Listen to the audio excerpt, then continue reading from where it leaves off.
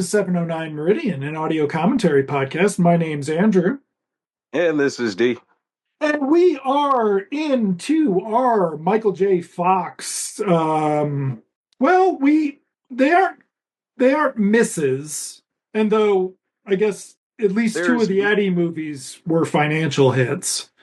there is middle of the road hits that Yes. weren't the classics like Back to the Future, which we still haven't done yet, We but have we'll not get done to Back it. to the Futures, yes.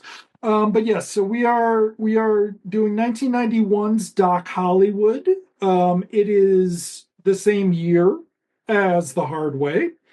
Mm, It is the same co-writer, Daniel Pine, as The mm, Hard Way, who appears to have been a script doctor.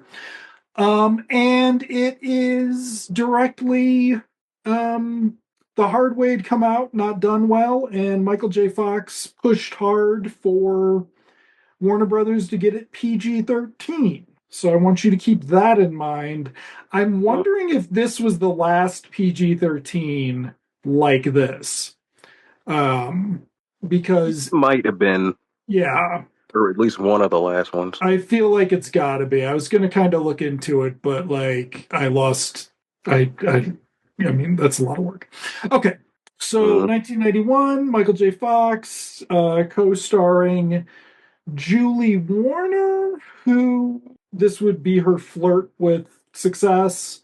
mm. Woody Harrelson is in it in one of his early role, like kind of early Woody, but also not because like Yeah, he'd been around up until this point. White Man Can't Jump, was that 90 or Yeah, I think that 92? was 90. Yeah, it was 90. So it was like, this is a little weird. And then Bridget Fonda, which I had forgotten, making Mm, her appearance on the pod. And I don't know, David Ogden Stiers doing a Cajun accent in mm. the not Cajun town. So lots to talk about and not. But yeah, so are you ready? Yeah. All right, here we go. Starting in three, two, one, play.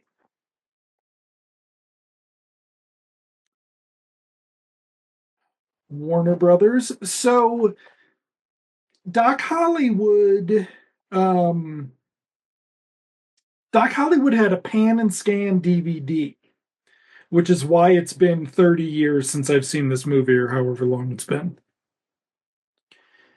Throughout this movie, it will look like it's like a Super 35, so it looks like they matted it. I looked into that. They did not. So Michael Cat, not Canton Jones, Caton Jones is just incredibly mid director. Mm.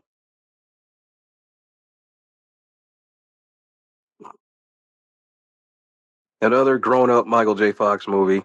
He's once again, an established sort of guy. Yes. Almost like an opening to a Dudley Moore type film. Oh God, it kind of is. I mean, watching it. So I did do my homework and watch it again. There's a lot of weird, like it's just very. Oh shit, Barry Sobel Yes, I know. There you go. There's your nice surprise. and Kelly Joe. Oh, that's who I was thinking. Who'd you see? Barry Sobel, Oh, who's Barry Sobel? that tall guy there. Okay, He's been in a lot of shit. okay. But He yes, was also more popularly the white guy in the last couple seasons of 227.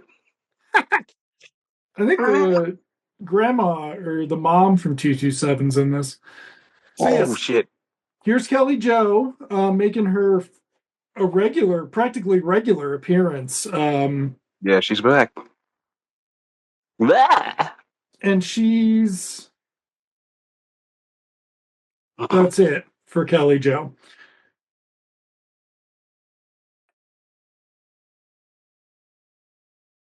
So what I love about this is they didn't want to pay those extras to have a lot of lines. Right, they got right the fuck up out.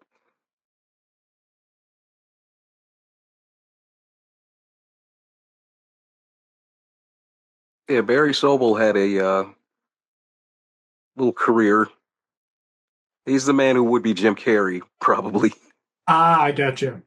You know, he was the cool white guy that was the white guy in the lineup of comedians on black comedy shows.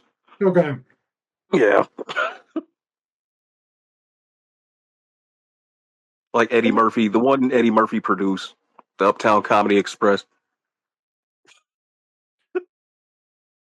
where it's him, Chris Rock, Arsenio, Robert Townsend, and Marsha Warfield.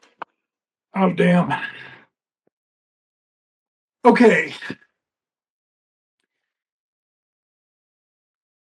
So this song is about how great the guy is, Uh, which theoretically I guess would be like it's from also why is Michael J. Fox driving slower than everybody else? Look at this. right? I'm He's like, driving that what is sports going car. on?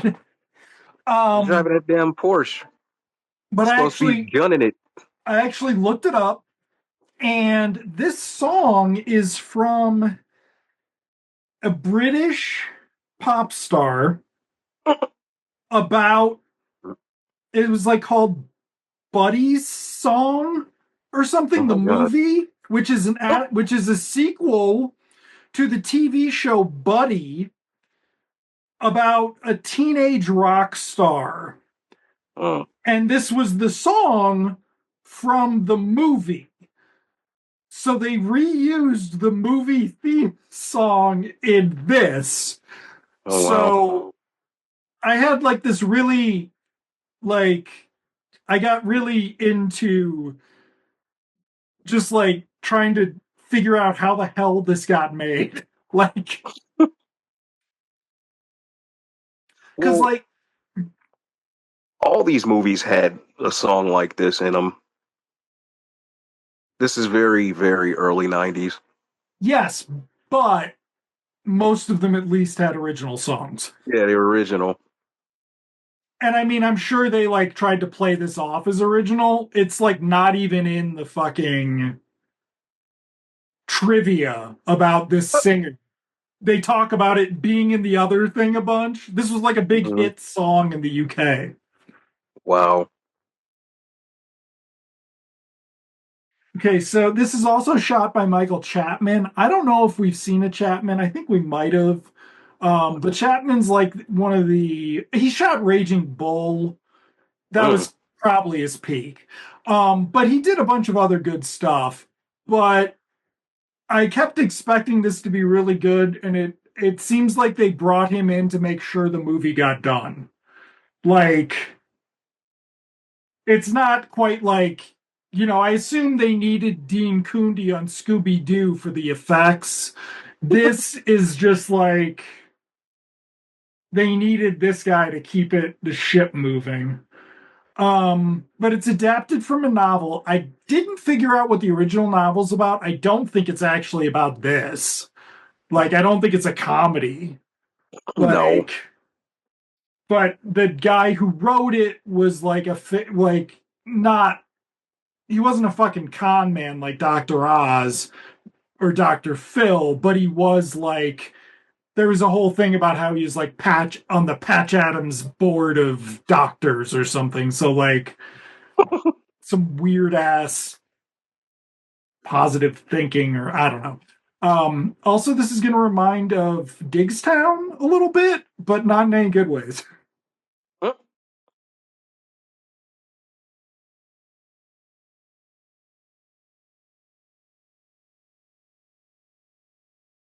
And then also you need to keep your eye out. Apparently there are multiple Back to the Future references in this.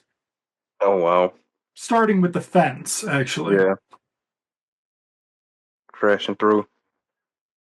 Now it's gonna be the lone fence farm. You wish this was a plot point. Even though we set it up, it's nothing.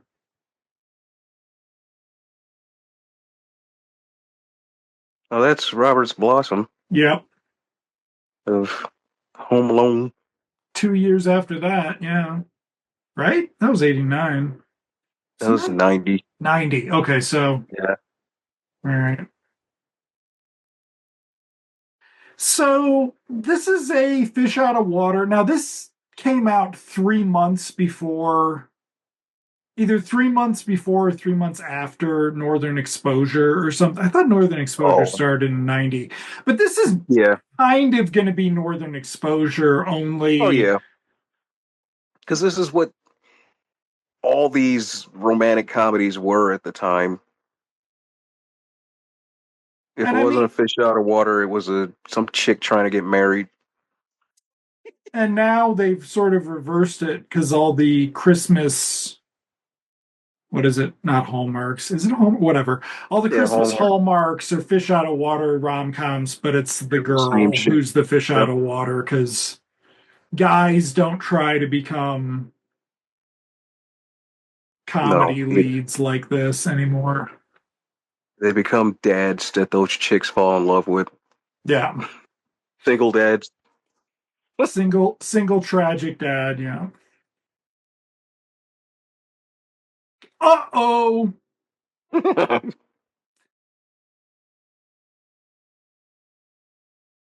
That guy there, he's familiar too, the brother. He's been in stuff. Yeah, and the sheriff looks vaguely familiar, though I think he might just look like one of those guys. Um,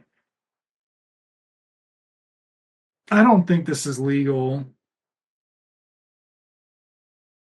This is also a little bit like Nothing But Trouble. You know, the whole Oh, trapped in a hayseed town. Or actually, they don't get trapped in the town, they get trapped in the house. well, I mean, Trial and Error, which I remember being good, but I have not watched since Michael Richard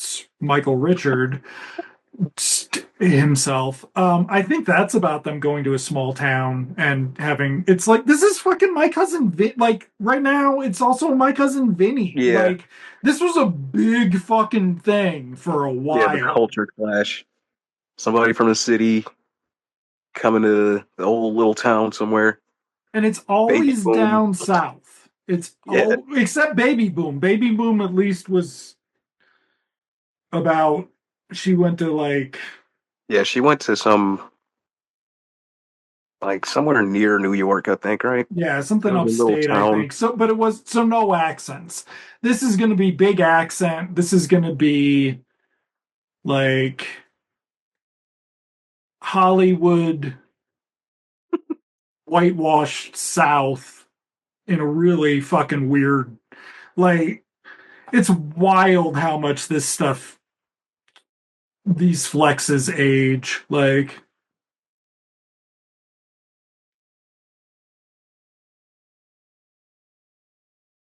She's also been in a lot of oh, stuff. yeah.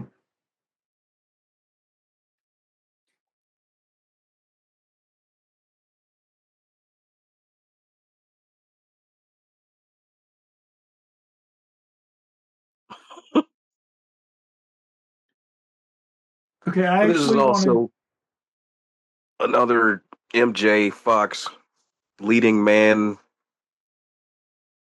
picture. You know, everything else they kind of team him up with somebody, but this is more yeah. in line with Secret of My Success. And he wouldn't, he'd do,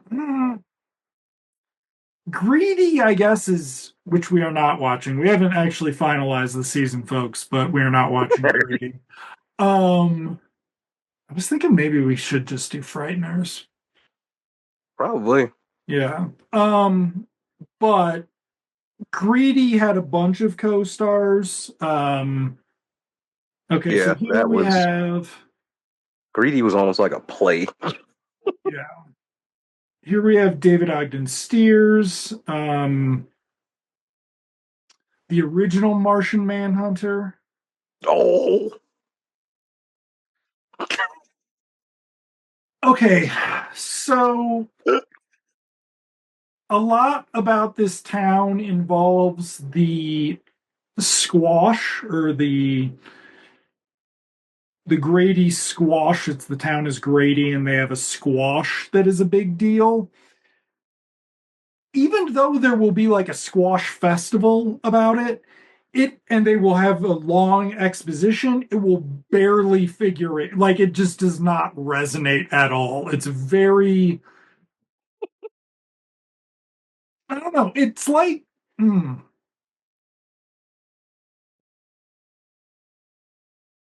oh shit!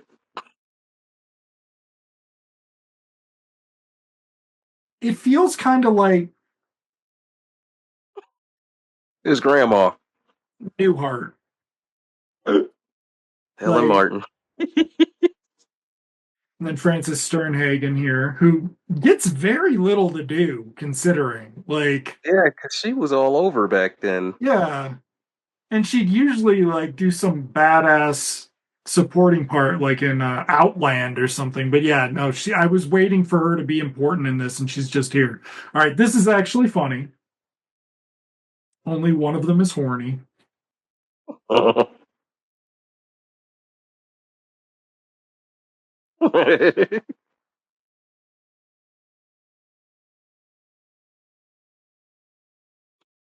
Look at this slice of Uh, watermelon.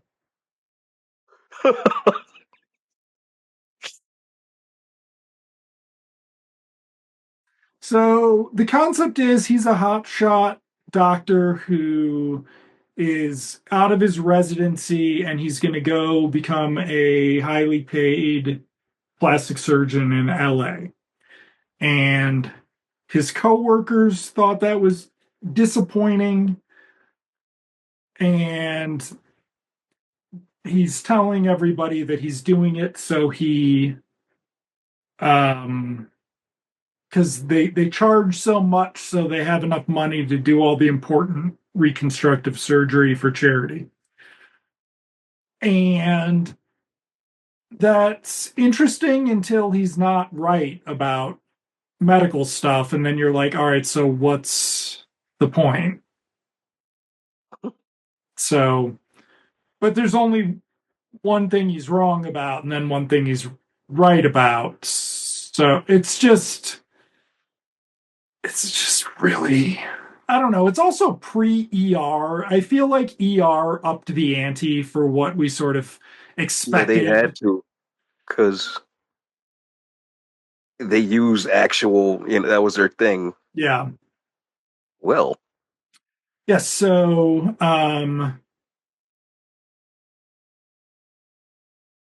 we're seeing a lot of Julie Warner here, or yes. And she later, or at the time, she said she didn't vibe with it, but they talked her into it as a character thing. And she's never done another nude scene. So wow. also just I'm sorry. This is PG-13. You thought that was it? Buckle up.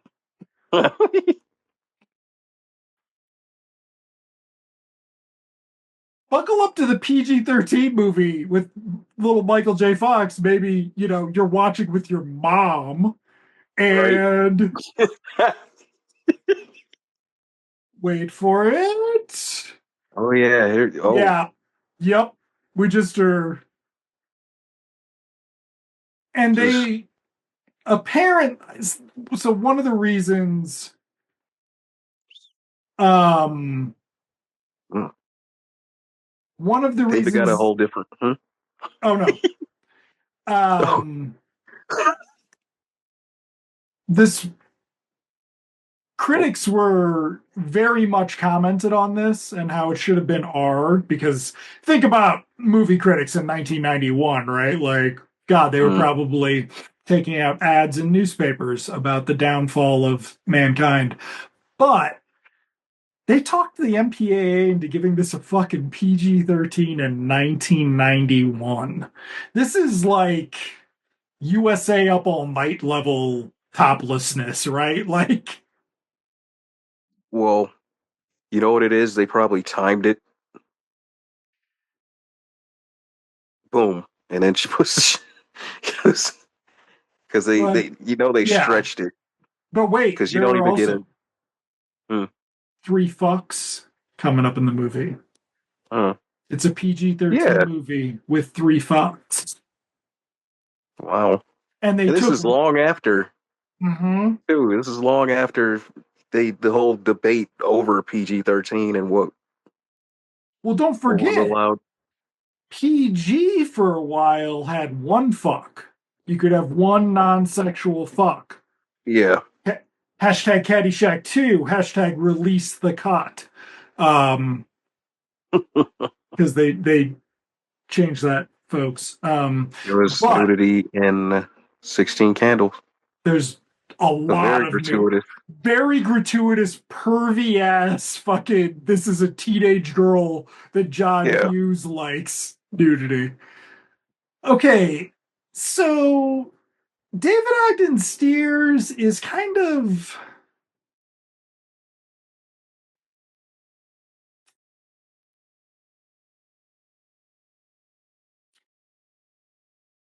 he's not a movie star. So how about that? Is no. that polite His enough? whole epitaph is the dude he played on MASH, but he presented himself as such a seasoned like character actor. Dude, he's only 48 in this. Uh, And there's another guest star who's only 51, but I'll keep that in the feather in my hat. But yeah, but this is he was on MASH in the 70s. yeah, So like he was playing a fucking 40-year-old since he was about 27 type shit. Like, because he always looked like that. yeah. He was always bald. Okay. So we have the barber who's wearing a toupee. That barely matters. We have other guy at the bar who looks like he's a recognizable character actor but isn't. And then we have the gay coded guy who it's totally chill until later on when he shows up with a rent boy, which is a bit Huh? of a yeah, it's a bit weird. And so they're trying to convince him to stay in town, and it just doesn't make any sense that Yeah, there should have been some creepy ulterior motive, but it's not right. Like there's a reason why, isn't there? Or well, they need aside no, from not really. That's the thing is not really. There's not like they're not desperately trying to fill the because he still has position to do his, he's actually forced to stay there, right? Because of the because of the court ruining the thing. fence and the court thing. Yeah. Yeah, So that he got 32 hours. So presumably he's going to do that in I don't know, doctor wise, he could probably get that done in a week, right? But yeah, and so they're like just trying to convince him that he wants to be a small town doctor, which sort of spoiler alert will be how the movie gets sold at the end. Like that is the big pitch of the movie uh, in a way, and it just doesn't. you It's know like Dr. Kildare goes home only this this could have been made into like a madcap dark comedy where the town is responsible for killing the doctor, and they have to try to force him to be the new. yeah, I mean, also the whole time I was watching it, I was thinking about how Resident Alien's coming back soon, and I want to watch that. Okay, so we didn't talk about it, but the regular doctor is Oh, the what's mean his? old man on the wall, Yeah. played by Barnard Hughes in what is clearly like a Wilford Brimley part. So it's very strange. Well, Like, I'm sure Brimley was like, "Hey, I got oatmeal to eat," but But Bernard Hughes, he's a good stand-in. I didn't even know he'd been on Blossom. I always think of him as the guy from Tron who I always thought was famous, but wasn't really that famous. I always confuse him with Art Carney because they looked alike. Yeah.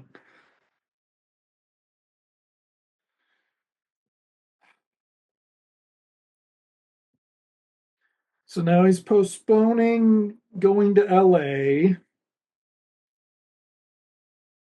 So now this was also sort of the LA getting, Oh yeah, this was the LA as a fucking plastic joke era. yeah, LA so weird. Like, and it didn't really fall off ever. Like Beverly Hills Cop was 84, Down and Out in Beverly Hills was 86. So it was always present, but they Yeah, really avoided doing stuff in Hollywood in movies because they thought racist hicks wouldn't go for it.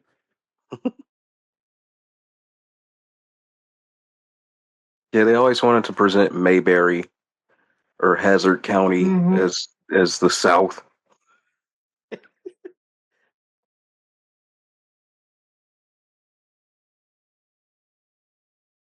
I wish I was brave enough to go see.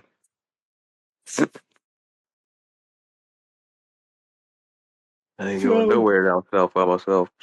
nope. God damn it.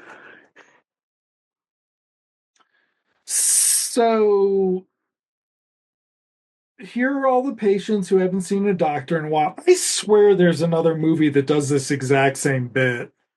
There is. I can't think of it either, but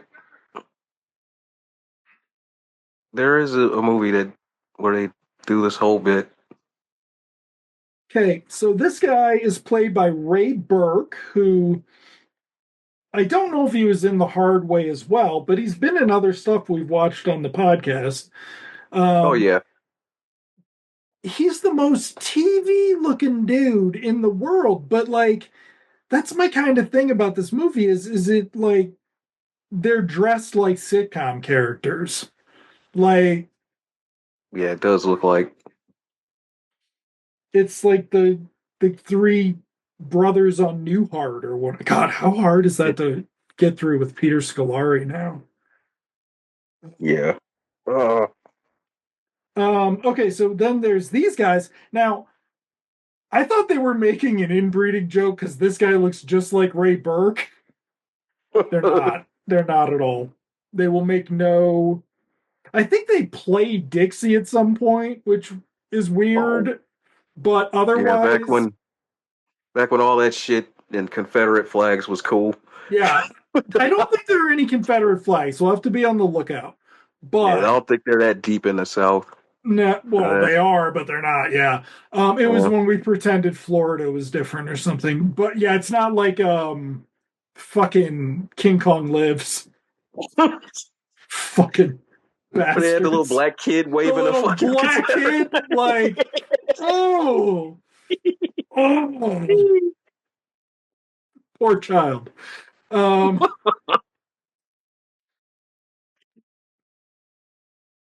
Ah, fuck it. I had a Dukes of Hazard General Lee. you didn't know, man. No, it was just Dukes of Hazard It was flag to just me Duke's a back in the day. hazard flag, and then at some point, somebody was like, that's not what that is," and you're like, "Wait, what?" Right. As soon as somebody tells you what it is. Yeah.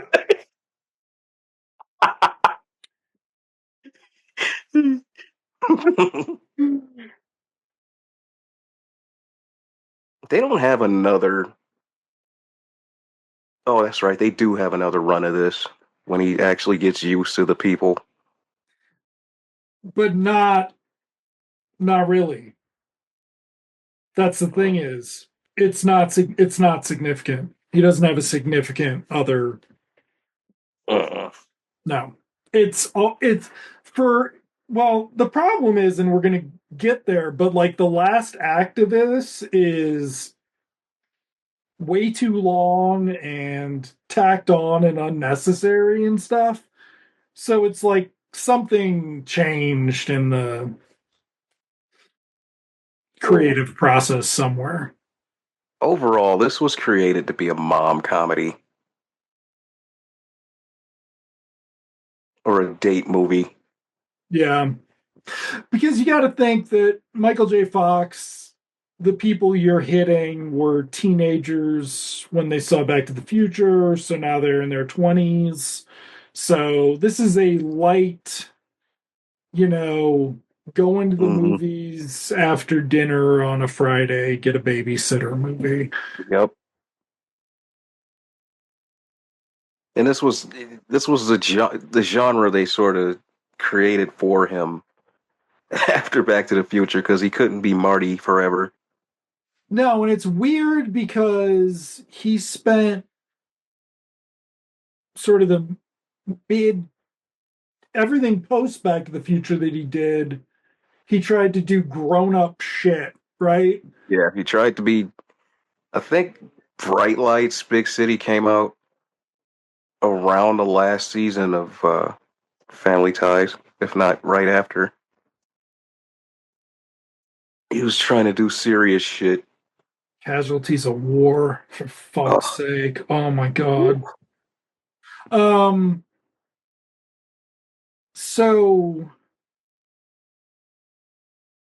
but post Back to the Future 2 and Back to the Future 3, he was sort of comfortable in this this, light yeah, R, hard PG-13 territory. This is what he mm, tried to stake out for himself.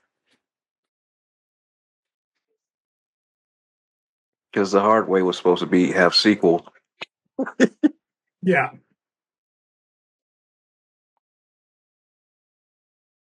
Okay, so here he's found this kid who's got a terrible condition. He needs to go to the ER. He's called the helicopter. Oh, right, Intro. the mean old man doctor.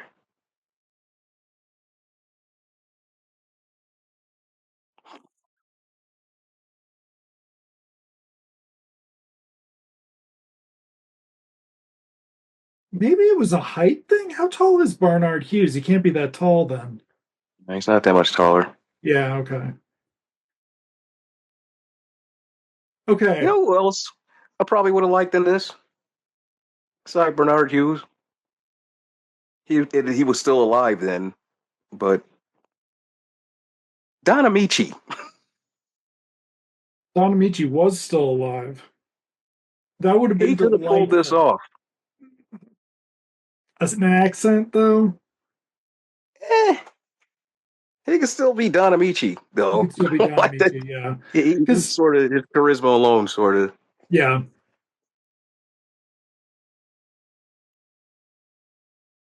Okay, so but the problem with this is it just established that Michael J. Fox is not actually a hotshot doctor that he presents as. Like No, he's yeah, fallible.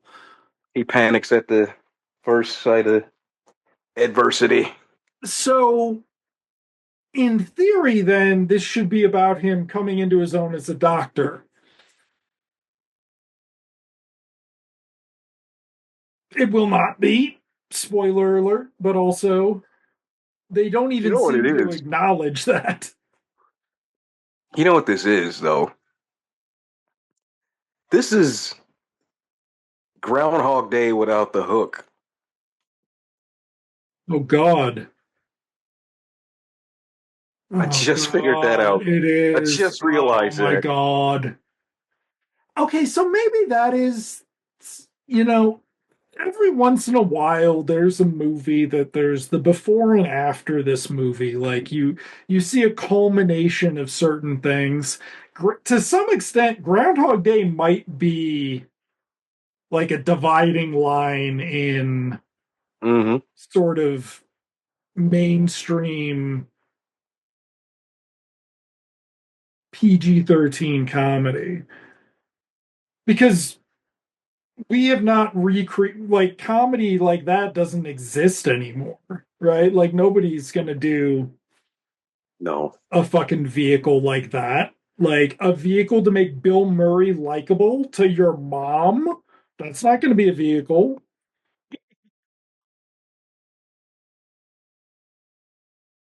Okay. So another thing that is ostensibly a problem is that Michael J. Fox doesn't have any money. He's only got Hmm. plastic or a check. And nobody takes plastic in this small Oh, town. that's right. In this Yeah. Hicksville, they don't have So an ATM. no, so he's gonna barter. They don't actually even talk about the ATM angle. What the hell? They should really talk about that for 1991. Yes, Um, that's back when cash stations and shit were popping up everywhere. and there's a bit about it being on the weekend here, but that's never established earlier. Also, if you're traveling cross country in 1991, you probably have cash, especially if you're this dude. Like, he probably has fucking traveler's checks, to be honest. Like, yep, Hold on, yep. we we have uh we have a Bridget Fonda sighting, We have a Bridget Fonda sighting, our first on the podcast. and I don't know what she's like behind the scenes, but I always enjoyed watching her and stuff. Yeah, she was I mean, delightful. yeah, she knew the job, and it's a shame she sort of tapped out, but I whatever. mean, you break your back. Mm-hmm. Yeah. Terrible things happen to you, and sometimes Yeah, you gotta peace out. But yeah, so it's one of this those I miss. actually, yeah.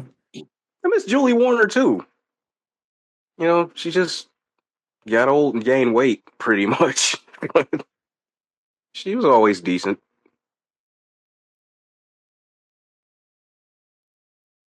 Because this was always Indian, her. yeah, Indian Summer's underappreciated. Oh my god. There's Oh some wow, I haven't seen webs that. it's a lot better than when we were teenagers and watching it for the ladies. Oh yeah. Because there's actual like content to it that would be Hmm. very boring when you're Oh doing shit. that. Yeah. Diane Lane is in that. I'm gonna Diane Lane's in it. You should check it out. Bill Paxton. Bill Paxton, Elizabeth Perkins, right?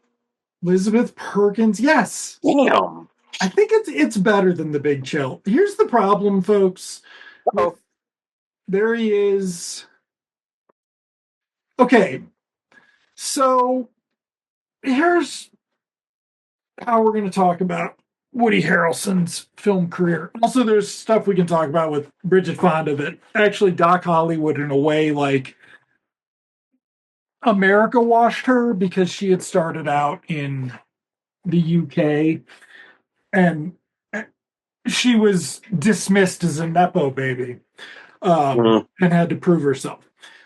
In a, and also, she was a Nepo baby who did weird shit in the UK she probably shouldn't have been doing when she was 18. Um, but Woody Harrelson had been on Cheers since 84, 85. He was in Wildcats, which was 86. mm-hmm. He he had a hit with White Men Can't Jump. Oh god, I watched that not long ago. I've only seen it once. It's so. I watched that back to back with House Party, Okay. and it felt like even though both of them came out around the same time, White Men Can't Jump seemed a little more dated. So I don't, I have never liked Bull Durham. Mm. I watched Tin Cup a few years ago. It's solid, but it's not great. I don't think Ron Shelton is anything. Like, that's I the like The other. Great White Hype. That's, did he do that? No, he I think he wrote wrote it. it. He didn't Yeah. direct it. Yeah, yeah, yeah. So he wrote some other stuff too. But like, Oh God, he did Dark Blue. Oh my God. Okay. Um,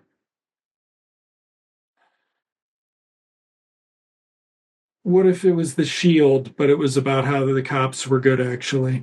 Okay, so um, but Woody Harrelson, like he had to sort of work to fit in a he was like more acceptable in a urban targeted film, so to speak. Hmm. Well, Woody got a lot of goodwill though for just being Woody from fucking Cheers, and it wasn't quite Woody mania till Natural Born Killers, right? Now, yeah, it took a while. And then we had a few years of Woody as like Everything down the pike because he was like a God. They tried the Woody's agent worked their ass off, whoever they were. Like Woody to this Harrelson. day because he's still in a lot of shit. Yeah, but I think that's just because he needs the weed money. Um, but like he did drama. He did. Did they try to get him? Did he ever actually ever get an Oscar nomination? He didn't like do comedies, like straight So comedies again until 1999 and fucking Ed TV. Like that was his wasn't like comeback to comedy. yeah, wasn't he nominated for Larry Flint? Fucking Larry Flint, right? Like yeah, he fucking really tried really hard. And it Yeah, basically because didn't he was ever all happen. over the damn place. Woody wasn't shit you wouldn't even expect him to be. Yeah.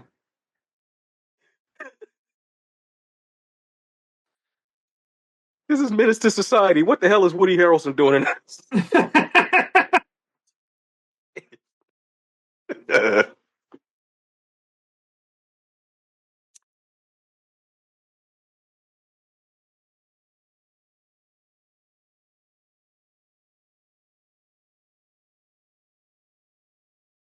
Okay. You The know, pig. somewhere in the multiverse, that JLA series went to series. Hell yeah, it did. Oh my god! Hell yeah, it did. What season do you think David Ogden Stiers tapped out? Was it 97? Yeah, He tapped out in 99. right. And they just bring in somebody like a Martian Manhunter like character, Hmm. or or he just decides, hey, I don't want to look like David Ogden Stiers anymore. Right. You know, James Gunn, if you had any courage, you'd bring back David Ogden Stiers. Um, Is he dead? Shit. Sorry. yeah, we'd have to get a hologram because David we'd Ogden, have to really? we'd have to pull the Flash because he's no longer. It's been a while, long time, I think. Yeah, 2018. Holy shit. Well, all right, let's see here. What else?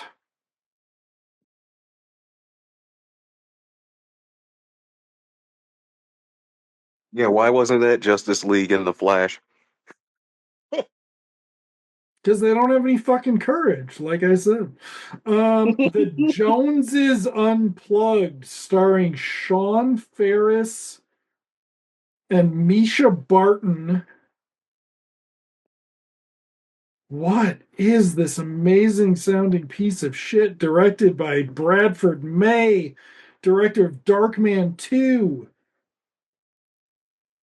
The fuck is this? It's a G-rated movie. It's like a non-Christian Christian movie or something. Um, They do explain what she does, right? she's the Because ambulance driver. oh, that's it. and Oh, she's that's going right. to Because law then school. she does that stunt shit in the car, right? Something. Uh, hmm? Maybe we'll see. He Something. was a Yeah. fucking regular on the Dead Zone TV show. Yep. He was in the Majestic.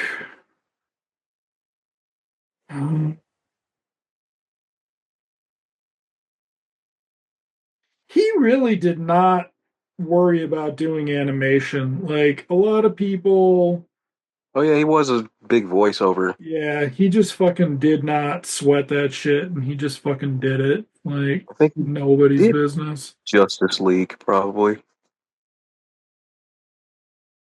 Because they had, you look back on the who was on Justice League, and you're like, Jesus, they had a stacked cast. Like, I was Mm, watching it the other night. Oded Fair played Doctor Fate. I remember Badass. that, yeah. Shit. Jake's Place with Hal Linden. Oh, I didn't watch it, but I think YouTube has it. There's a new interview with Hal Linden and Max Gale. Oh wow. Uh,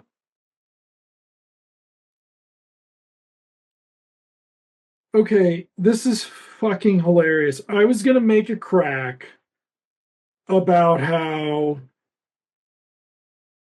at the same time he was in that he's not a movie star, and at the same time he was in this, he was playing the DA on Perry Mason TV movies because he did like 10 of them. He was like a regular. I am incorrect. He was done with that by the time he'd started doing this. uh, So, like, actually, David Ogden Stiers, yeah, he did a bunch of TV guest stars and stuff, but like, he was in a bunch of movies. He did a bunch of what he got in with Disney. hung around. Yeah, he was out and about, the most He out was a and working about actor. and success and good at it in a way that I did not either remember or I had forgotten because I had seen when I tried to watch all the Perry Mason movies and it drove me slightly insane. Oh, but he just fucking hacked his way through those. Like, Uh, so he gave, excuse me, folks, he gave Melvin the pig to do the car repairs, which we talked through while talking about something unrelated to the movie. Um, but the the car bill was just around, I think, $300. uh, So the pig theoretically is worth $300. He comes in, he asks the butcher for his pig. He wants her back, and they're going to do a whole bit where he's going to work it off by working for at no, the butcher. most 6 hours. Uh, So, I mean, I guess right on to the butcher for paying that well, but like the yeah. wage that there. But yes, it's just like. Also, my other issue with it is the pig does not figure in with Michael J. Fox at all. Like, there's no. He doesn't save the pig. He doesn't like. Well, it's a bit for the trailers, you know. Yeah, it's a bit for the trailers, and I'm just kind of like, yeah. I mean, this was sort of around the time that trailers. Remember those with the good ones? Like, No, I don't. I I mean, remember this one though, because they sold it with "This is Michael J. Fox in the country." They show him walking the pig. They do a yeah, little Woody Harrelson bit. the pig walking shots are literally like shot for the fucking trailer. They might be Yeah. why it's framed wrong because they were actually shooting it for the fucking, Hmm. Okay, thanks, David Ogden Steers. Everybody needed that. Um,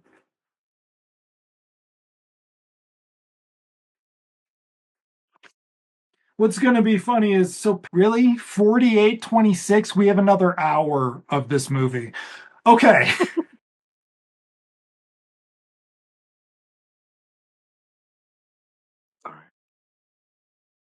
So pay attention to Woody Harrelson and Bridget Fonda because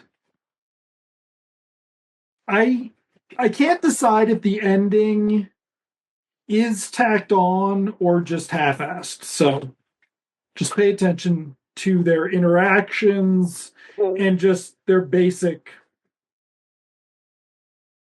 I'm gonna vote for tacked on because I'm sure they ran this for test audiences, and the fucking response was probably more of them, especially Good Woody. point. Yeah, and just wait till you see him at the end. Yeah, good point. I mean,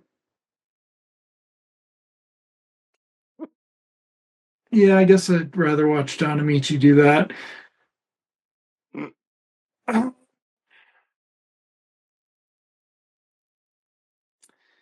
We would also have sort of this momentary, but not insignificant,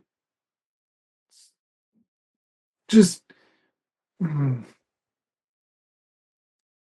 interest slash just like in popular consciousness in the mid 90s everybody fell in love with the South again visually. Like you had the movie Midnight in the Garden of Good and Evil, but what you have to realize is in the 2 years leading up to the movie, it was like the best-selling book, and that was Savannah, Georgia. There was a show called Savannah Savannah. in the Yep. mid 90s. There was that Gingerbread Man movie with Branagh, the Robert Altman, John Grisham movie. And it was just like, Woody Harrelson did Palmetto in 97. It was just like very humid southern movies. Hmm. And it died down, and I assume it died off. Well, I assume it actually hasn't died off with a large portion of the population who are dragging the rest of the world down with them. But it dragged off once people were like, it's kind of weird to romanticize plantations.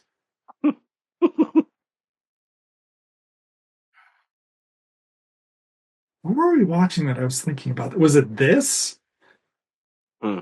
Maybe it was when I watched this before. Like, remember how even in when we were growing up, it was normal that girls really liked Gone with the, I'm sorry, white girls really liked Gone with the Wind. Yeah, Gone with the Wind for the longest time was a go-to movie. Like it was the Mm, only old movie people would watch. hmm A lot of it had to do with because they had like Wizard of Oz.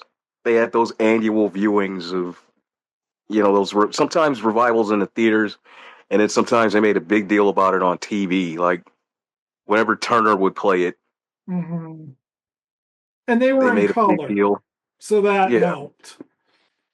Because the 80s, we were convinced that if we could just make old movies in color, people would in the '80s is spend. I guess our group. I Yeah, would say we're the last generation that appreciated old movies because yeah. after that, you know, And I mean, I'd say that some of that is just like we were growing up with VHS, we were growing up with the like releases getting bigger, and Yeah. we were growing up with those movies still being rerun on TV. And a lot of the material from back in the day when we were coming up, we can remember a time before they had ratings for TV shows. So Yeah, we're that generation right before they started editing old Popeye and Tom and Jerry cartoons. We can remember the Looney Tunes had the racist shit in rotation. yeah. So we Um, got accustomed to things like that, and then all of a sudden it just became, oh well, we can't have this anymore. Old is something made in the 70s now. so we also didn't talk about this, but this has him betting that he can score with Julie Warner in 2 days or something, and she finds out about it because everything in this town gets around, Mm. but nobody else knows anything except her. It never comes up that there's like gossip happening except that she hears it. It's very weird. Um okay, so get ready for the carnival later. This is actually like a significant bit in a way. Um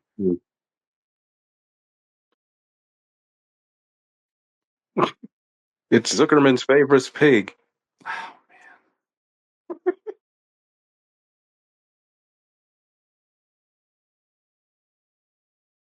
I wish I wish Michael J. Fox had been a big Evil Dead fan and this was Sam Raimi. I bet Sam Raimi would have like just these boring fucking shots of like Well, this is he's cute, she's cute. yeah, but I don't I didn't know. realize how much she looked like Sabrina Carpenter in the face. Jeez. Is that what Sabrina Carpenter looks like? I see that name. I have no idea who that is. Yeah, I'm just like Paul. picture her I'm with blonde hair. okay. They look a little alike.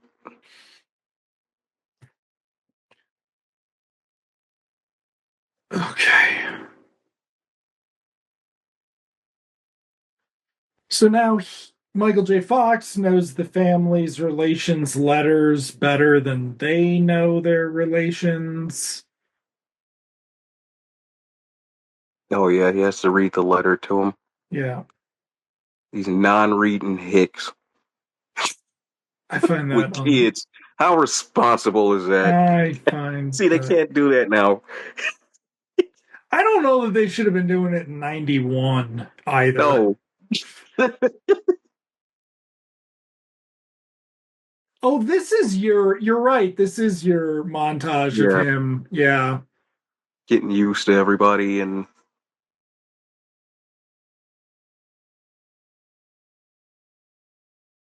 with I feel like Big Red here was a kid in something else. Um ah, oh god.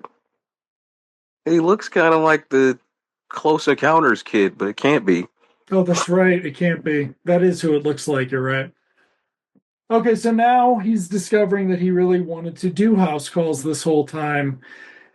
And it's just I, I wonder if there's like a too long version of this where there's like a huge front portion with him being a fucking like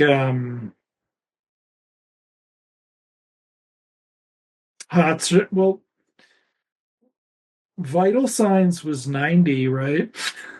Mm. Oh god, gross anatomy. Oh god. See, now Oh, those are two. I always confuse those two. well, there's also Article 99. but that's a period piece with Kiefer Sutherland. Mm. But yeah, no, Gross Anatomy is the one with Matthew Modine and Daphne Zuniga. It's a Touchstone movie. Oh wow. It's an R-rated If that ain't the most Touchstone. 90s. Or is it a fucking is it an R-rated Hollywood? But it's like it's not good.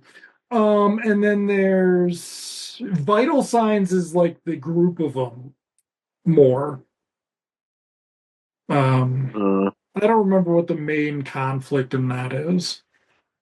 In Gross Anatomy, like Matthew Modine's professor dies or something, and it's a big deal. Okay, so they just peed on everything to keep the deer from hunting, which is interesting given like I don't I don't think Disney's gonna have the stones to do an anti-hunting message in Bambi live action. So the idea that they were doing this in this thing to sort of sell Michael J. Fox to the flyover states, um, it's a weird vibe. But then we find out that he's also from a small town, Mm. and nobody ever asked, so he never told anybody. So he's a good old boy after all. I mean, he shouldn't be because it's Indiana, but yeah. Like, um, this is another thing, another movie where I'm kind of like, I bet if they just hooked up Carrie Fisher with the bag of something bad for her, she would have done a great rewrite on it. Like, because the rom com stuff, like this shit, is God. I don't even know who. Like It's flat, but I mean, like, here. who would even be able to sell this? Like, But then again, we do have to take in we have to take in mind this was 90 what 91. 91. We didn't have much variety. It's like this or whatever whatever's been in the theaters for like weeks. Yeah. Okay, so now well, actually, it's just that he's wrong about not having a heart attack. Um, but like, when does he become a better doctor? Like, what? Listening to this guy is not going to make him a better doctor. So, Well, something changes his mind later, right? Spoiler alert. He spoiler he, alert, he no. misses the town, right? It's something like that. Nope. Like, when I say there's a tacked on ending, like, well, also, okay, so there's this movie called Local Hero. It's Peter Reger and fucking Burt Lancaster, and well, now we're also gonna start doing these fade outs. This is a movie that introduces a fade out device halfway an hour in. But Local Hero is all about Peter Reger going to a small Scottish town, falling in love with it, and missing it later, basically. It Mm. also falls apart in the second half. That's what's going to happen with this, but we never really see him fall in love with the town, right? We don't actually have the moments where Bill Murray starts Oh yeah. showing empathy for these people and trying to help them because he's in a position where only he knows how to, right? Hmm. Like, we don't see that reflection on, like, he gets a scene of it or something, like a driving away and turning back scene. Okay, so here we are at the squash festival. So we talked over it, but the story is that the zucchini won the Chicago World's Fair instead of the Grady squash. And if it had been the Grady squash, they would have been fine.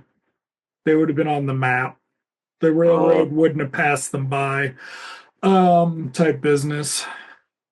But we're going to get the squash festival here. This is also a bit of yeah. a trope, or not a trope, but familiar is, I mean, shit, going back to fucking state fair or something. Like, we're going to have a lengthy scene about them at the party. Mm. Like, the party's going to be a big kickoff. Here's Michael J. Fox in realizing that she completes him. I was actually watching this last night thinking it'd be fucking hilarious if it turns out you completely ripped off Doc Hollywood. It doesn't, don't Oh. worry. It really does not. No, I don't think. No, I don't think anybody said anything that corny till this is between like all those generic ass Billy Crystal romantic comedies. This is 2 years after When Harry Met Sally, which I mean, I assume it's some generational thing, but for the boomers, When Harry Met Sally, oh, look, a fade out device, completely and utterly changed their lives or something, or it was treated like that. There's the before and after, when instead it's like this very obvious progression. And also, we're leaving out the fact that, When Harry Met Sally is a big momentous occasion. If you ignore every other Woody Allen movie going back to 1975. So it's really more about like just mainstreaming I don't even know, like the female written romantic comedy or something like, but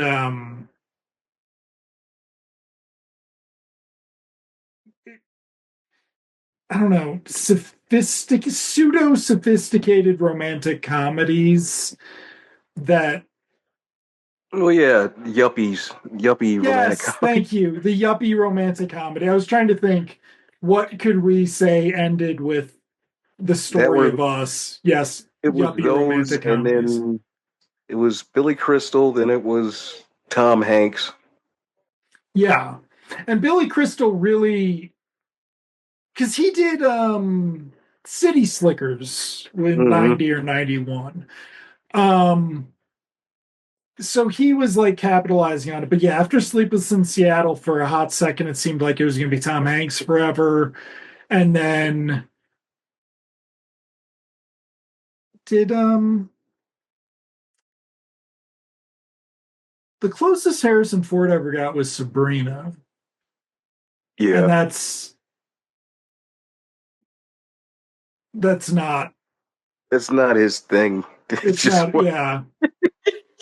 Also, Greg Kinnear was a fucking narc, so I'm sure he was like, I don't want to do Uh, these movies. Um, and there's somebody who fell off the face of the fucking earth. what are you talking about? Greg Kinnear's in tons of shit. Is he? Yeah, it's all fucking Christian shit. Like, Oh well, and he's a fucking, I yeah, haven't seen it. and he just like, yeah, he just sucks. Like, and I guess John Voight should have taught us, but like you can be a person who can act and still suck. So, I mean, in that way, I'm now thinking of a bunch of other people who suck who are also actors. But, like I just say on a fundamental level, like somebody could be a fucking narc who's going to turn in Harrison Ford for smoking pot. and still be a good Man. actor. Yes, Oh, yeah. he was turning in Harrison Ford for smoking pot. Harrison Ford being a fucking pothead, a Willie Nelson level pothead, is like that's some bullshit that was kept from us. Like, No, I read Carrie Fisher's book. oh, okay. She said she never tried pot again after she smoked whatever Harrison Ford was smoking.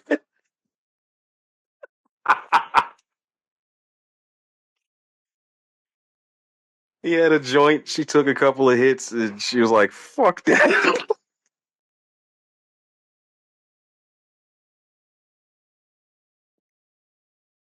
So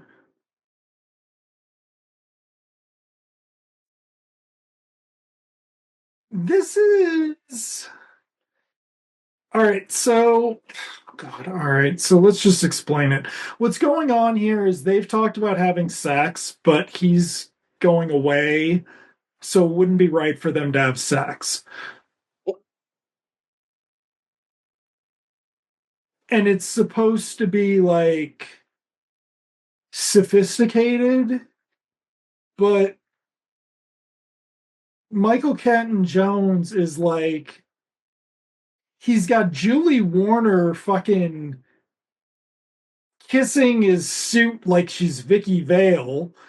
Then you've got this cute ass Sandra Bullock movie shit, like Sandra Bullock in Big or Two or something. And Oh. then, like,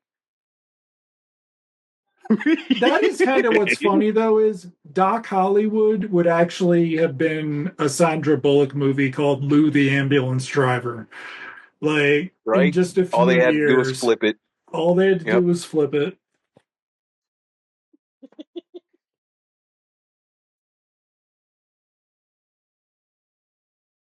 Oh, see, they were by themselves and then they were right back on Earth again. Yep. Can you read my mind? How dare you? How dare you, sir? That is a that is a beautiful, unrivaled sequence, and I will take no notes. Okay, so here we are, 70 minutes into the movie. He his car is gonna be fixed, and it's time for him to fucking go. Mm. Okay? 70 minutes. So what we're sort of having is an act change here. Except no, we're not. We're gonna just have a bunch of movie. Oh yeah. I mean, honestly, I could see this being, I don't know. All I can say is if Northern Exposure didn't exist, Oh, Doc they would have made Hollywood, a the TV series. series out of this. Doc Yeah. Hollywood, the fucking series with his Yep. brother. Because, all right, Northern Exposure Brother doesn't played by Charlie exist. Schlatter. His brother, played by Charlie Schlatter. Michael J. Fox guest starring on the pilot. Yeah. A cameo. A Like not even cameo by Michael J. Fox. Like he's on the phone with him. right. Um, we would have it'd be one of those things where like in season 4 there would have been a breakout that had nothing to do with the movie adaptation, Mm-hmm. like The Neighbors or something. um but then like in season 4 all of a sudden David Ogden Stiers would replace whoever they'd gotten to replace him in the show, and you'd never talk about it again. And then Yeah, he would be there, the but you would, yeah, you could have gotten 7 seasons. it would be a different doctor that he would come in as his character from the movie. Yeah. Okay, I'm also just going to say some of the problem, and we talked about this in The Hard Way, is that And it might just be because of how Michael J. Fox acts. Like he needs, the reason he and James Woods play well off each other is because of the energy. And Hmm. there's like not a lot of Well, this is him. It's supposed to be him as eh, a solo act, and that's the but thing. even the He's playing off co-stars, everybody. Yeah, they needed the cat like I think it's just the Cat Jones's direction is so like bland. Like we don't get I do like that shot though, right there. yeah, Him that walking was away from. yeah. Okay. And so here we go. They decided they weren't gonna get make the beast with two backs, but now her female desire has overwhelmed her. And so they're gonna they're gonna go Yeah, off and go do the do. do the do. Except, I mean, certainly we're not gonna fucking not have them do anything and have it be a complete and utter fucking waste of runtime with the stakes. I think this is what happens with actually local hero too, is that they just like spin out killing time in the second half.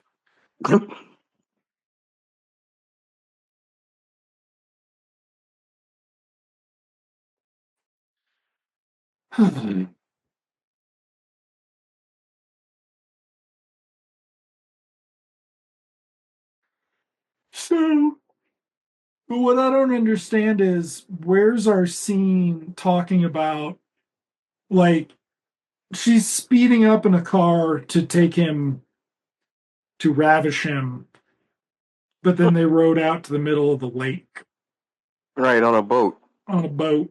And where she's like, we can't do this on a boat.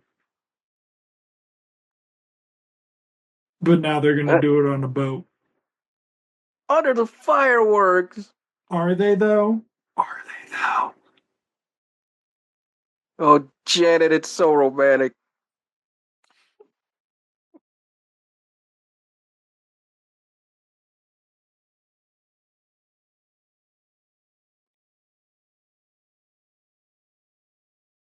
Uh, uh, uh. Yep.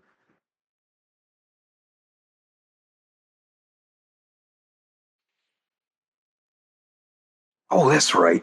Fucking hell. Charlie Schlatter actually played Michael J. Fox's brother. And what? Bright Lights, Big City. Oh, my God. Yeah. We're not watching that movie. No. No. Not unless I got some liquor in the house. No, that's all right. We'll figure it out. We'll do Frighteners. We'll figure it out. Yeah, we still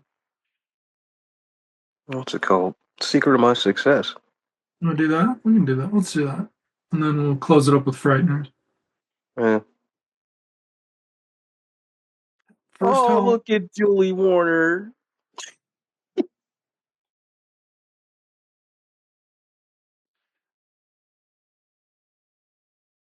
Uh, like, now it's a sad rom com. Like, she's going to go bust ghosts. I know it was so bad when I was watching it. I was like, "Hey, it's a Ghostbusters car," and I was like, "No, the Ghostbusters car wasn't an ambulance." I was like, "They haven't looked at it like that in so long." Also, they didn't do a great job establishing it. Let's be honest. All right, so this should be funny, but it's like not, or it should be something, but it's not. Well, if this was a few years later, Woody's part would have been bigger. That's why I say that they tested this probably. And somebody said we need more Woody in this.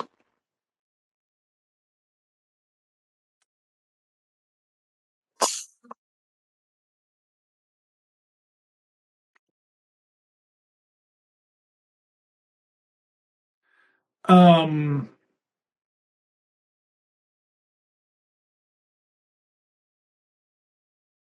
so Woody's like puppy dog love for Julie Warner,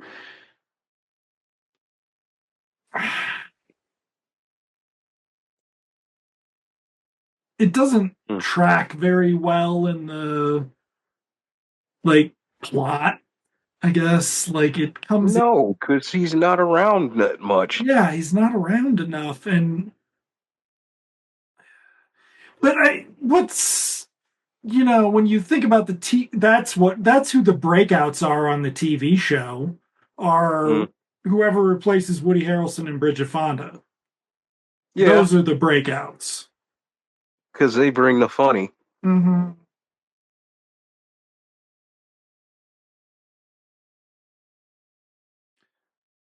They'll get Biff. Yeah. Tom Wilson deserved something. Yeah, he did. Okay, but he's not an idiot. So why, like, it's just like we can keep the scene going with it. Yeah, it just needs like a rewrite. It needs,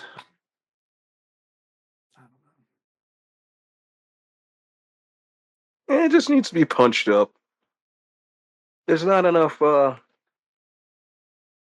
We know they're a wacky town, but there's not enough wackiness to it. right. It's the,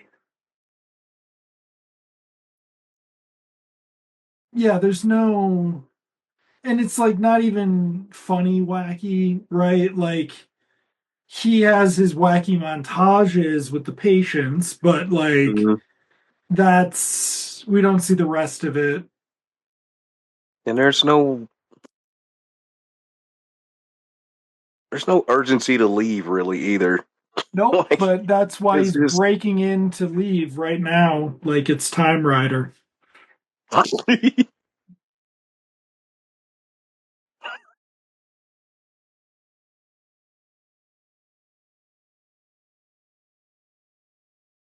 it's just this. Eh, why would you want to go?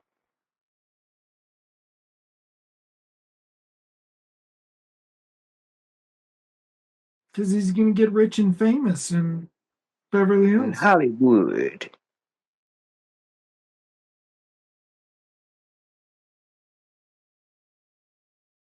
Okay. Looking like he's in a music video for. Never will forget those nights. Is he just gonna drive past the pregnant couple who he's bonded with? Or will he turn back?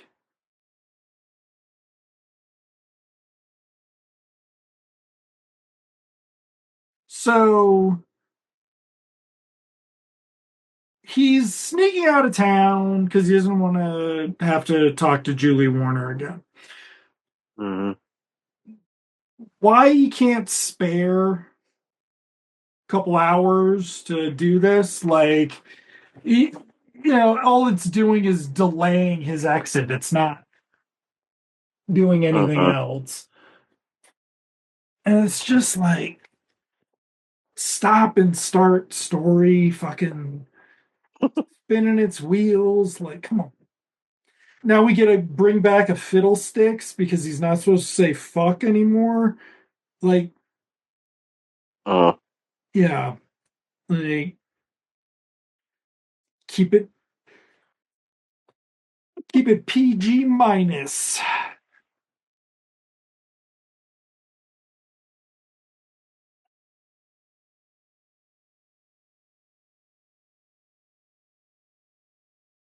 Oh, the sign, easy come, easy go. Hmm. Their The hell are bumper they doing out sticker, there, anyways? their bumper sticker says "I love babies," but they can't read. Right, they can't read. Okay, Uh oh. someone's coming, but who is it? Either way, they about to knock the oh, yeah. Yep, just wait. The fucking car. Yep. Eh. They're like right out of town. So, dude was going to cause an accident like almost immediately. This is arguably better than had the car not been there. Also, the baby was backwards, but everything's fine. Don't worry. Uh, Right. We got enough shots of the car.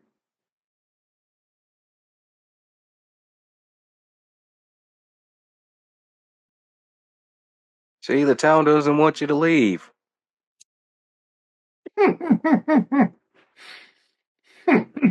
You can never leave Springwood, Marty McFly.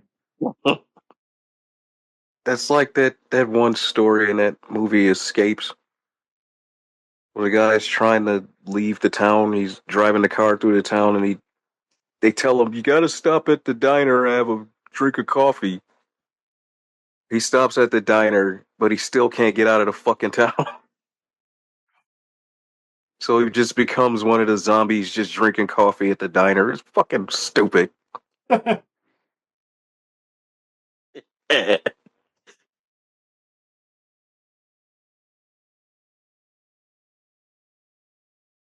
So now we get this Barnard Hughes farewell scene, which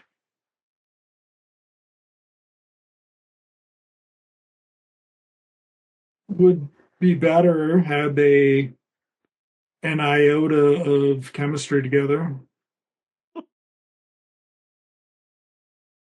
Or if Barnard Hughes had any like gravitas, like Or, man, aside from Don Amici, fucking, you could have William Daniels play this part. oh damn. Oh my god, dude. Oh my god. Shit. Ah, ah.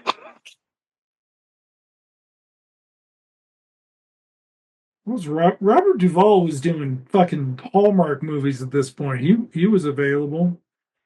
I think he was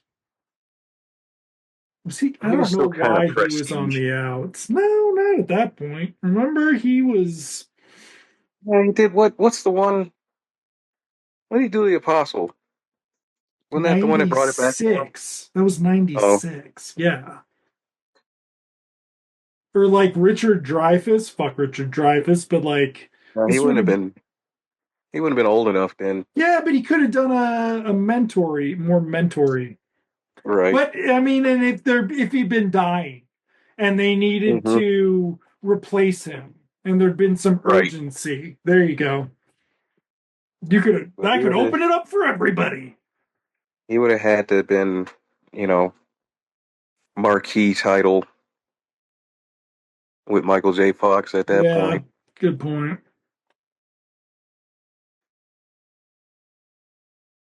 I can't even Wasn't he make just coming off of what you call it?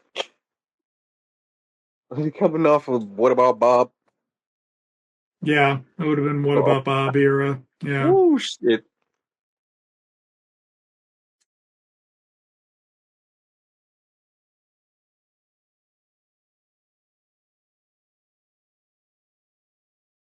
Ah, there she is.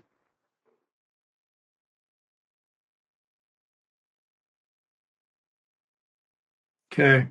So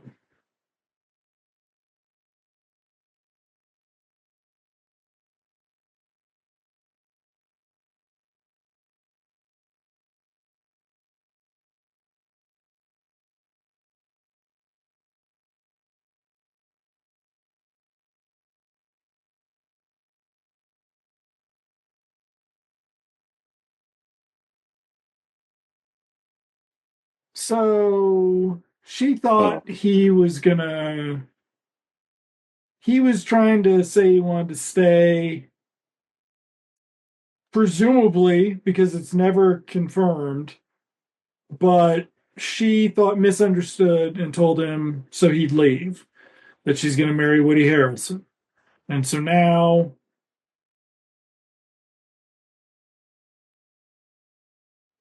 Michael J. Fox is just too much of a shining star. And like that makes very little sense in the context of anything we've seen from them. Now we have the whole town saying goodbye.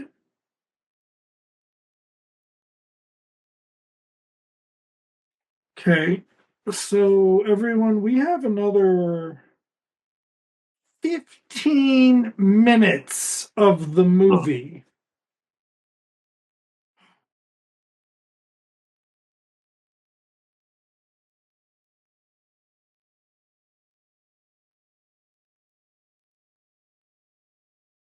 Oh, don't give him the stupid pig.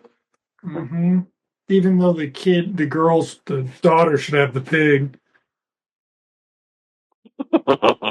Yeah, she gets a nice moment. Damn it! What show did I see her on? She played a nurse in that shit too.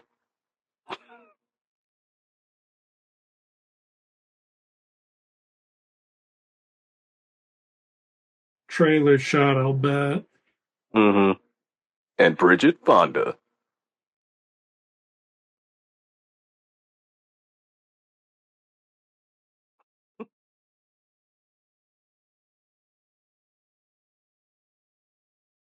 Oh, goodbye, Mayberry.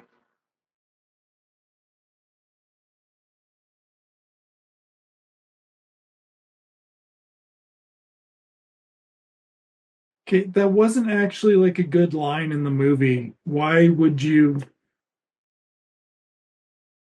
like there should be more build up to the line. Okay. Something gonna happen here? Yep, it is.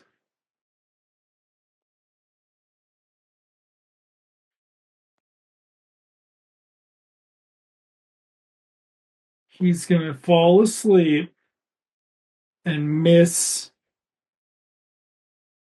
seeing Oh, the she was out pissing fucking on trees. ambulance. Would he have had him stop the car? Was she trying to intercept him and hoping he would see her and she thinks he didn't? Like, what is that? It means nothing. Now we're in LA. Well, it's that nice little bit of cute. Uh-huh. Oh, they missed each other.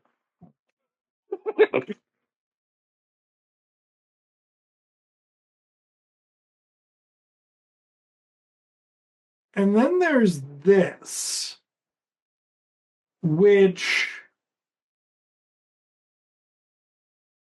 in the trivia section, they're like, this is the Pakistani guy the letter's about. Mm. It means nothing. But it's also, and like the dancers on the wall. So we have like this production design of all this. We're gonna like recur the secretary in a few scenes. Very LA.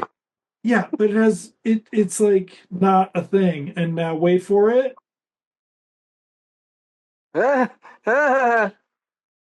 With his own George pictures in the back. Hamilton,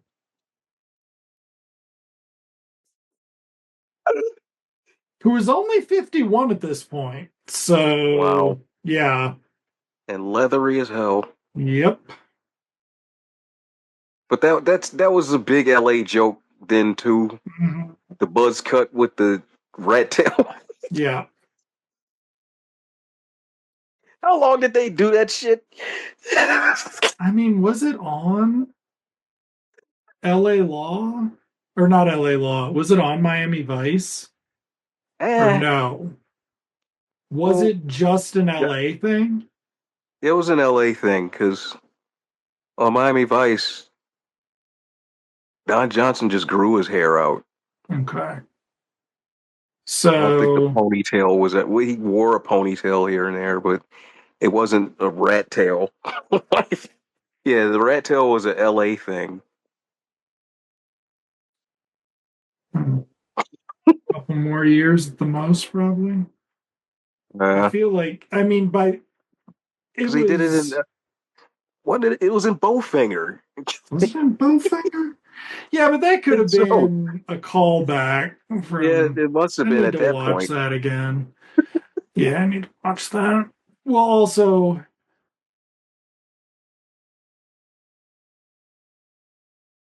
okay, so now in this, like, He's got a picture on yep,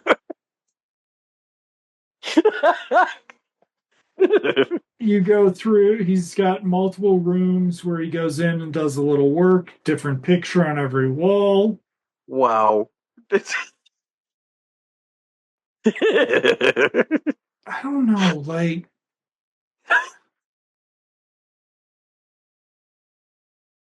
And he got to wear a pink one. He got to wear pink scrubs.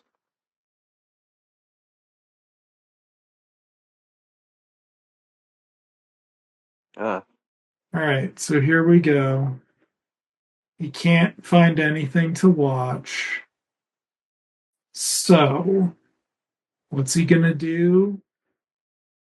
We have not established anything about him since he got to LA, right? Like yeah, like, is this a hotel or some place this they is hooked up his for him? this is his house. He's Hmm, been in LA. He's gonna be in LA presumably months. mm, holy moly. Bro, is that the airport? Jesus. We still have another, I guess, is that 8 minutes? So now he just calls and listens to the weather report, which we haven't established was a thing, but we could have. Mm. But instead, now, Ah, he misses it so much. The little hick hayseed town. I feel like if they'd established him being like not having any family or something in the opening or just something like, Mm. but here he's got a phone number or some girl wants to meet him at a bar. Is he going to rush over there just because she's got an accent? All right.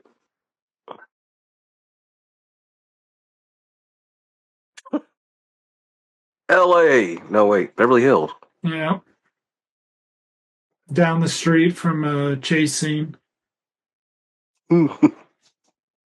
There's his car with a Grady license plate, which doesn't make a lot of Yeah. sense. The great state of Grady.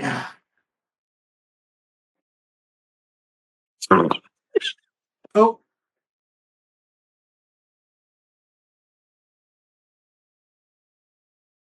Oh. yeah. So now we're going to get this moment where Oh, she's so cityfied.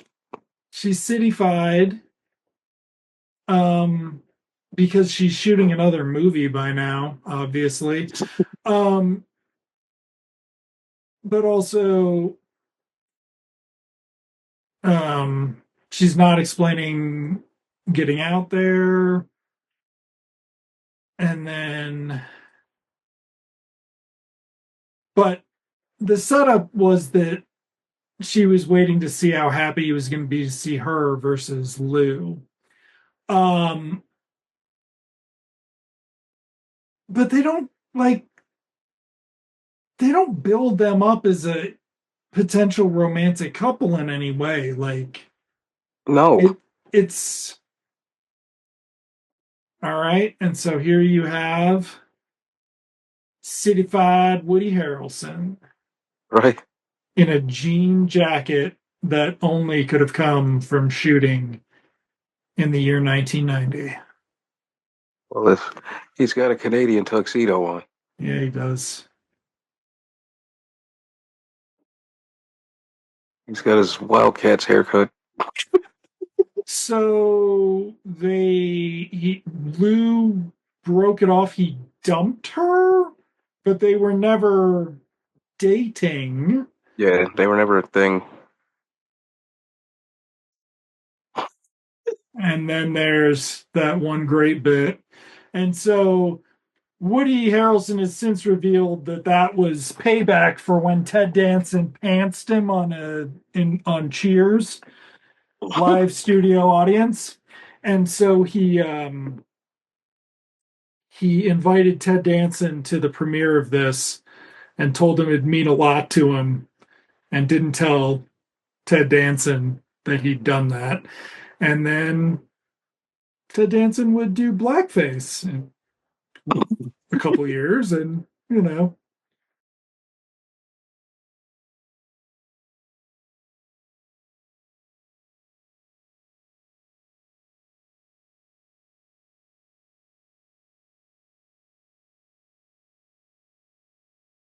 so now they're talking about each other in a third person thing, which they also don't establish earlier.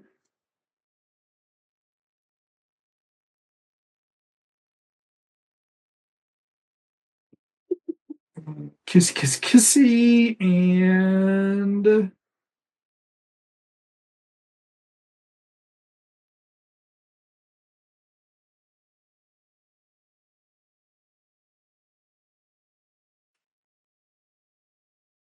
not really sure what the tonsils thing was. And now he reminds her that he bet on her. And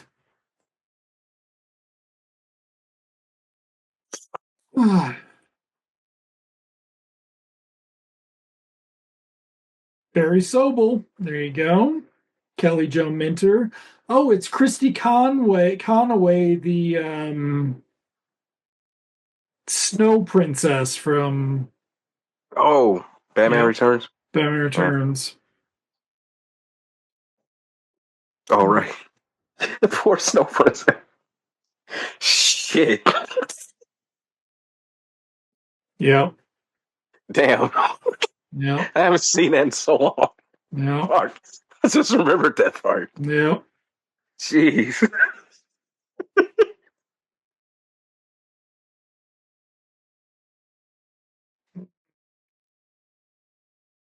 Eh.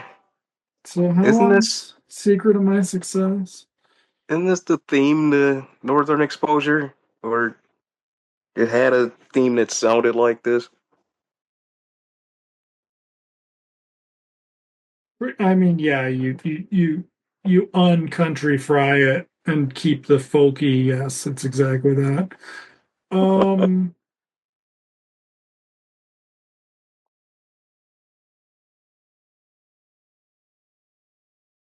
okay, Secret of My Success. All Hmm. right, it's a It's not that 151, long. but it's long, but we're gonna do it. It's lengthy, but it's not. From the writers of Top Gun and Anaconda, everybody. Secret of My Success. Michael J. Fox, Helen Slater, Richard Jordan, Margaret Whitten, John Pankow, Fred Gwynn, Mercedes Rule, Hmm.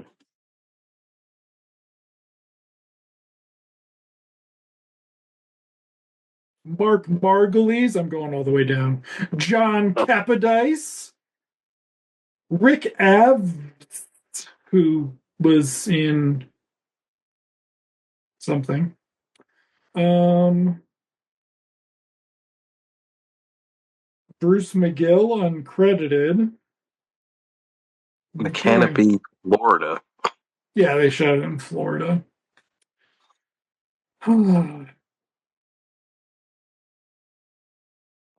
They were fighting gators out there. Mm, okay, so at least the credits weren't long. No, that's 90s. Keeping it on that limit. Yeah. We have a runtime here. Got to get them out of the theaters and the next people in there. Okay, we clearly added our ending bumper there with the website at some point later. Yeah. All I hate when they right. do that. Yeah, I know. I wish they'd just leave it alone. All right, so that was Doc Hollywood. Um, yeah, It wasn't bad. It wasn't great. It yeah, was, you know, like a fun night at the movies.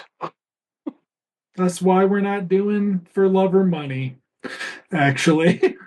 Right. Like, It was, though I think that is like a fucking long, like, that's a stretched 88 minutes or something. Like, that's some short shit, I'm pretty sure. yeah. Isn't that Barry Sonnenfeld? Hmm. I think it Oh. is.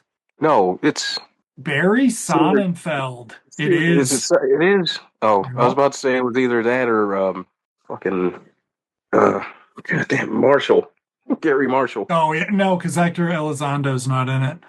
No, that's right. That's what.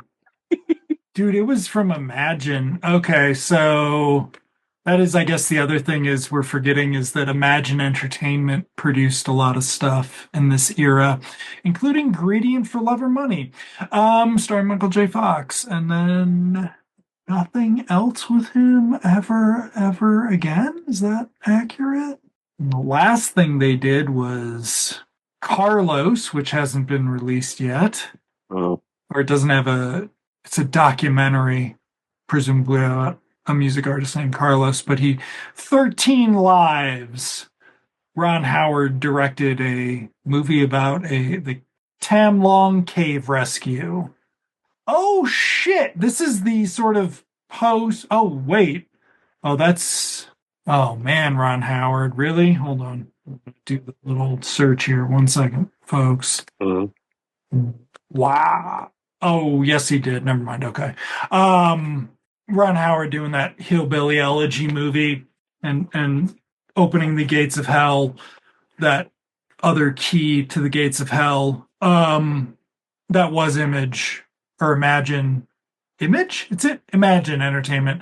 But the Wikipedia page is cool enough that they don't consider streaming movies on the same level as theatrical releases. well, it helps. All right. So next time we'll be doing Secret of My Success, which if I've ever seen, it has been longer than I've seen Doc Hollywood. Looking forward to it. We have not done a Helen Slater on the pod yet. And I like Richard Jordan. I'm not afraid to say it. I like Richard Jordan in a handful of things that I've seen him in, and I don't really understand where he went or why. All right. You got anything else? No, I think Doc Hollywood is one of those mid time wasters. Something, another noise in the back movie. Yeah. If you don't want to see Teen Wolf or Back to the Future for the millionth fucking time, Well, I mean, watch The Hard Way first, but watch either The Hard Way, Doc Hollywood, or even the next oh, movie. The Frighteners Yeah, first. The Frighteners. Frighteners. Hey, go watch that now and then come.